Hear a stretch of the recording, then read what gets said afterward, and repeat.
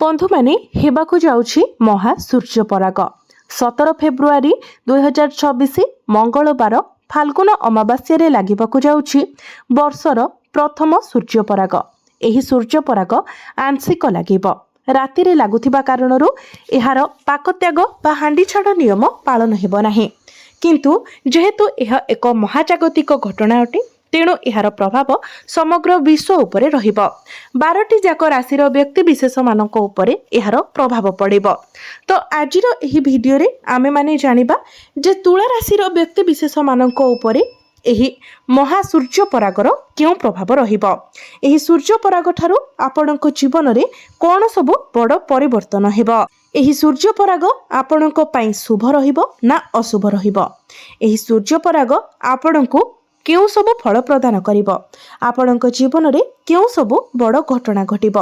तो बंधु माने आपणक जीवन रे कोन सब बड़ घटना घटिबाकु जाउछि से विषय रे जानिबा पई आपण माने भिडियोटी को स्किप न करी शेष पर्यंत निश्चय देखंतु एवं भिडियोटी को लाइक करी चैनलटी को सब्सक्राइब करि दियंतु। कमेंट बॉक्स रे भक्ति एवं श्रद्धार सहित जय श्री जगन्नाथ जय मां लक्ष्मी निश्चय लिखंतु।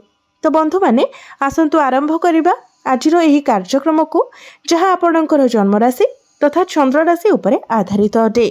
तो बंधु माने आपणकर स्वास्थ्य कथा जदि प्रथमे कहबा तो आपणक प्रथम भावर अधिपति शुक्र आपणकर पंचम भावरे गोचर करुछंती, किंतु पंचम भावरे राहु मध्य गोचर करुछंती। पंचम भावटी होइथाय आमर पेटर भाव।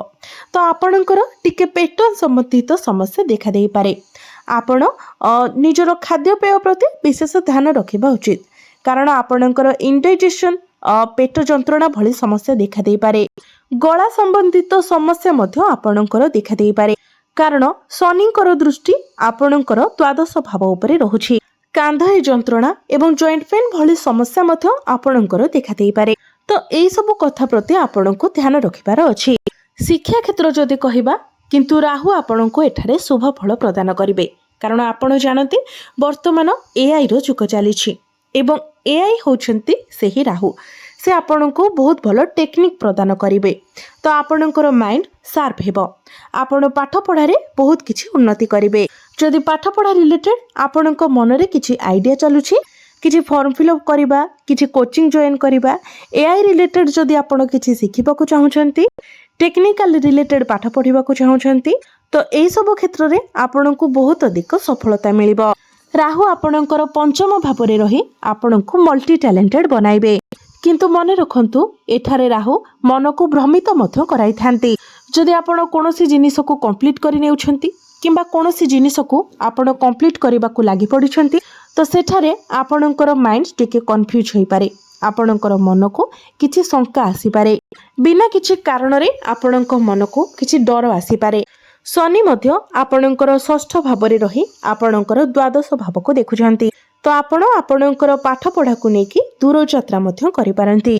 पाठ पढ़ा को नै किछि बड़ करिबा पई आपण चिंता करि पारंती। आपणकर प्रेम जीवन कथा जदि कहिबा तो राहु आपणकर पंचम भावरे रही आपणक मध्यरे मिस अंडरस्टैंडिंग क्रिएट कराइबे। छोट छोट कथा को नेकी आपणक मध्यरे कଳି झगड़ा होई पारे। शनि मध्य जेहेतु आपणकर षष्ठ भावरे अछंती, तो उभय पक्षरु देखिबाकू गले आपणक मध्यरे टिके कଳି झगड़ा हेबार मनांतर मतांतर हेबार संभावना अधिक रहुछि। तेणु आपण जेते पारिबे निज भितरे संयमता रखिबाकू चेष्टा करंतु, बुझामणा ठीक रखिबाकू चेष्टा करंतु, नचेत आपणकर भूल बुझामणा पाई आपणक संपर्क भांगिवार मध्य बहुत अधिक संभावना रहुछि। तेणु आपणको आपणक प्रेम जीवन उपरे अधिक ध्यान देबार अछि। वैवाहिक जीवन किंतु आपणकर बहुत भलो रहिबो, कारण आपणक वैवाहिक जीवनर अधिपति मंगल आपणकर चतुर्थ भावरे उच्चस्थ अछंती, सुख भावरे गोचर करुछंती।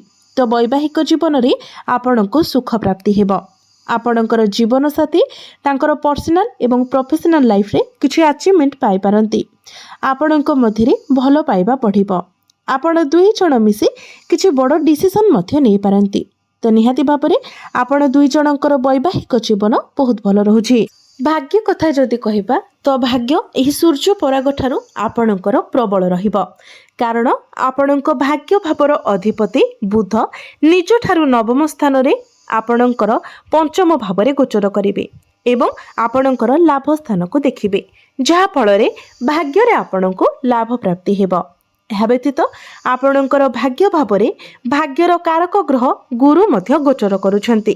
ତ ଉଭୟ ପକ୍ଷରୁ ଭାଗ୍ୟରେ ଆପଣଙ୍କର ବୃଦ୍ଧି ଦେଖାଯାଉଛି। ଭାଗ୍ୟ ବଳରେ ଆପଣ ପ୍ରତ୍ୟେକ କ୍ଷେତ୍ରରେ ସଫଳତା ଲାଭ କରିବେ।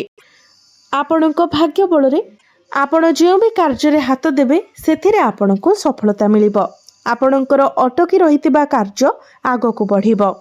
ଆପଣ ଯେଉଁ ବି କାର୍ଯ୍ୟରେ ହାତ ଦେବେ ସେହି କାର୍ଯ୍ୟ ଆପଣଙ୍କର ସଫଳ ହେବ। ତ ଭାଗ୍ୟ ସମ୍ବନ୍ଧିତ ଆପଣ ଯାହା ବି ନିର୍ଣ୍ଣୟ ନେବା ପାଇଁ ଚାହୁଁଛନ୍ତି ତାହା ଆପଣ ନେଇପାରିବେ। ଯଦି ଆପଣ କିଛି ବଡ଼ ଡିସିସନ୍ ନେବା ପାଇଁ ଚାହୁଁଛନ୍ତି, କିଛି ବଡ଼ ସେଲ୍ ପରଚେସ୍ କରିବାକୁ ଚାହୁଁଛନ୍ତି, କିଛି ବଡ଼ ଇନଭେଷ୍ଟମେଣ୍ଟ କରିବାକୁ ଚାହୁଁଛନ୍ତି, ତାହା ଆପଣ କରିପାରିବେ। ଆପଣଙ୍କ ଗୃହରେ କୌଣସି ଶୁଭ ମାଙ୍ଗଳିକ କାର୍ଯ୍ୟର ଆୟୋଜନ ମଧ୍ୟ ହୋଇପାରେ। ଆପଣ କୌଣସି ଧାର୍ମିକ ସ୍ଥାନକୁ ଯାତ୍ରା କରିପାରନ୍ତି। ପିତାଙ୍କର ସାହାଯ୍ୟ ସହଯୋଗ ଆପଣଙ୍କୁ ପ୍ରାପ୍ତି ହେବ। ଭାଗ୍ୟ ବଳରେ ଆପଣ କିଛି ବଡ଼ ଧନ ଲାଭ ମଧ୍ୟ କରିପାରନ୍ତି।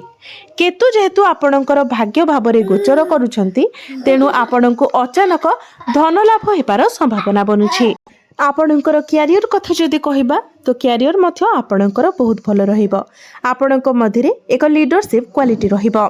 ଆପଣଙ୍କ ମଧ୍ୟରେ କନଫିଡେନ୍ସ ଲେଭେଲ ମଧ୍ୟ ବହୁତ ଭଲ ରହିବ।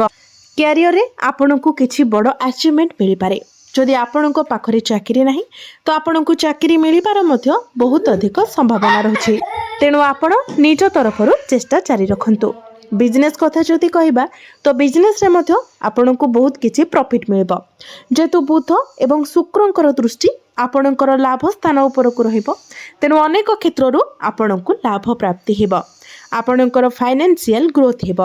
ଆପଣଙ୍କର ଡେଲି ଇନକମ୍ ବଢ଼ିବ। ଆପଣଙ୍କର ବ୍ୟାଙ୍କ ବାଲାନ୍ସ ବଢ଼ିବ। ଆପଣ ନୂଆ ବିଜନେସ୍ କିଛି ମଧ୍ୟ ଷ୍ଟାର୍ଟ କରିପାରନ୍ତି। ତ ବିଜନେସ୍କୁ ନେଇ ଯଦି ଆପଣ କିଛି ବଡ଼ ଡିସିସନ୍ ନେବା ପାଇଁ ଚାହୁଁଛନ୍ତି ତ ନିଶ୍ଚିତ ଭାବରେ ଆପଣ ତାହା ନେଇପାରିବେ।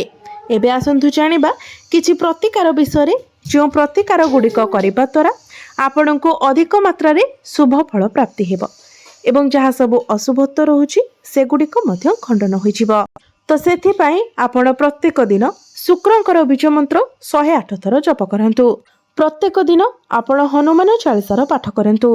ପ୍ରତ୍ୟେକ ଦିନ ଉଦିତ ସୂର୍ଯ୍ୟଙ୍କୁ ଆପଣ ତମ୍ବା ପାତ୍ରରେ ଜଳାର୍ଘ୍ୟ ଅର୍ପଣ କରନ୍ତୁ।